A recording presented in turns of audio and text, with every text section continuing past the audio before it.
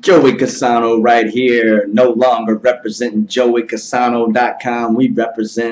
I represent teamcassano.com. Got a new guy that pretty much passed my test of, bringing on, making him team worthy. He's had a hot summer. His name's Daniel Wages. You can find him on Fifth Street Sports. His picks were sent out there.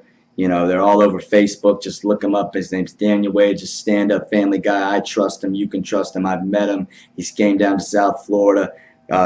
We played in a poker tournament and everything. Great guy. You can trust him. Like I said, you can look at his picks. He's been lighting it up in MMA and MLB. He knows I don't bet MLB, so he kind of keeps that away from me. But he's been hitting. So I mean, if it wins, it wins. I don't care if it's canoeing. If it wins, it wins. But anyways, let's talk about this time of the year. I'll tell you about what Team Cassano does in a minute. But we're going to talk a little bit about Oregon and college, Oregon and Auburn. Man, during this time of the year, after the All-Star break and MLB, no basketball, it's just like, dude, man. Nothing on TV. What are you going to do? God, I'm just counting down the days. I mean, it's July 22nd. I mean, we got still plenty of time. But anyways, let's get right on into it. Auburn's D-line, man, wow, studs across the board. I mean, literally, NFL talent, probably all three being in the millionaires at this time next year, playing at a mini camp somewhere. They're bringing back 7 starters on both sides of the ball from a year ago. You probably know where I'm getting this information if you tune into college football for a long time. The D-line, the main thing they're losing is their defensive tackle and a backup. However, they're bringing back 3 studs, Brown, Coe, Davidson. All 3, like I said, going to be in the NFL. However, funny thing about this matchup between that D-line that's going to be in the NFL across the side on the other ball is probably one of the best O-lines in the country with 4 seniors starting and and another quarterback. There could be a Heisman, for sure. The thing about him that I didn't like, though, guys, on the that I saw on the number, which still isn't bad. I mean, the kid threw for over 3,000 yards, 3,100 yards actually, only 8 picks. I bet that number's going to reduce with this O-line. 2 stud running backs that average over 5 yards a carry. Don't even need to know the names, guys. It's all about the numbers, by the way. Don't get emotional. It's all about facts. And, this kid, I just think is going to be able to put up points. Like I said, one of the best offense, the most experienced O-lines in the nation for sure. Bringing back 10 guys. They know they got chemistry. Only thing they're really he's losing is his favorite target and Dylan Mitchell. Other than that, that guy, somebody will pick up. There's only one downfall, though, to this game.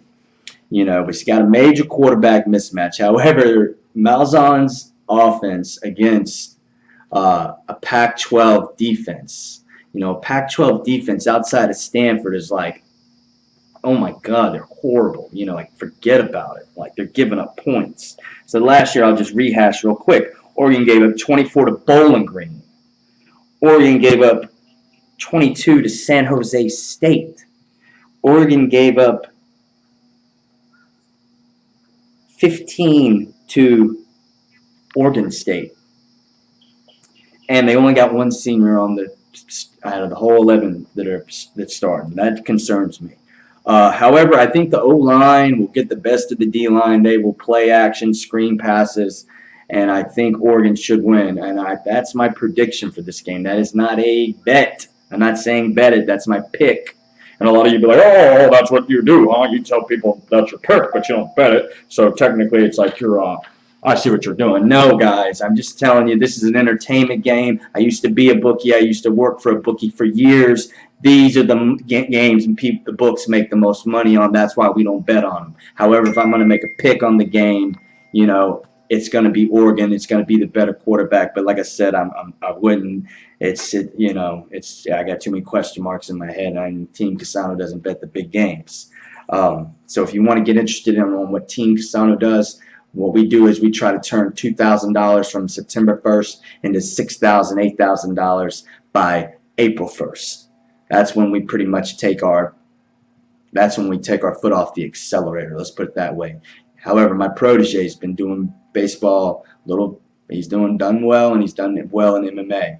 Just look him up on Facebook. You can find him. He's out of Georgia, somewhere right outside of Atlanta.